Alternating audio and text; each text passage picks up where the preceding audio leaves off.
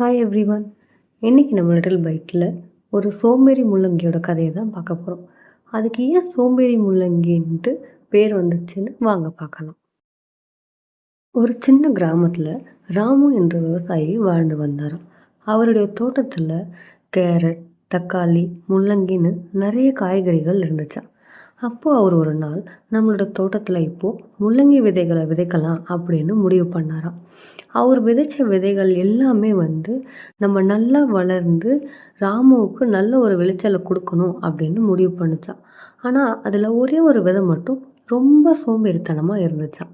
நம்ம ஏன் வெயிலில் கஷ்டப்பட்டு வளரணும் அப்படின்னு யோசிச்சு மண்ணுக்கடியிலேயே நம்ம தூங்கலாம் அப்படின்னு முடிவு பண்ணுச்சான்.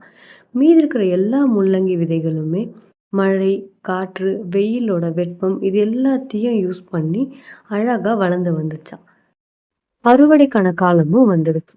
ராமு அந்த சோம்பேறி முள்ளங்கியை தவிர்த்து மீதி எல்லா முள்ளங்கிகளையும் அறுவடை செஞ்சு அவரோட கூடையில வச்சு ரொம்ப சந்தோஷத்தோட வீட்டுக்கு எடுத்துட்டு போனாராம். அதை வீட்டுக்கு எடுத்துட்டு போயிட்டு நல்லா சமைச்சு ரொம்ப சந்தோஷமா சாப்பிட்டுருக்காரு. இதை பார்த்து அந்த சோம்பேறி முள்ளங்கி ரொம்ப கஷ்டப்பட்டு அந்த மண்ணுக்கு அடியிலேயே அழுகி போயிடுச்சு. நம்ம வாழ்க்கையில கஷ்டப்படாம ஜெயிக்க முடியாதுன்றத அந்த முள்ளங்கி புரிஞ்சுக்கிச்சு. இந்த வீடியோ உங்களுக்கு பிடிச்சிருந்தா லைக் அண்ட் ஷேர் பண்ணுங்க. அப்புறம் யாருக்கெல்லாம் இந்த கதை பிடிச்சிச்சுன்ட்டு கமெண்ட்ல சொல்லுங்க. மறக்காம டிஎஸ் லிட்டில் பைட்டை சப்ஸ்கிரைப் பண்ணுங்க.